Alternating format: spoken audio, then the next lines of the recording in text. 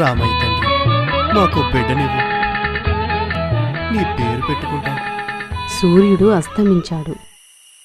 వారిద్దరూ తిరిగి ఇంటికి బయలుదేరారు. ఇంతలో వారికి పసిబిడ్డ ఏడుపు వినిపించింది.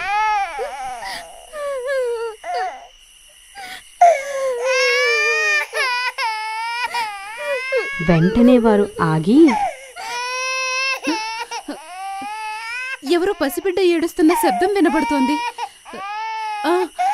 చెట్ల పొదల మధ్య నుంచి వస్తున్నట్టుంది. చూద్దాం పదండి. పద పద. అరే పసికందు, ఈ బిడ్డని ఆ రాముడే మనకి ప్రసాదించాడు. ఈ రోజు నుంచి వీడి పేరు రామన్న. రామన్న అని పిలుచుకుందాం.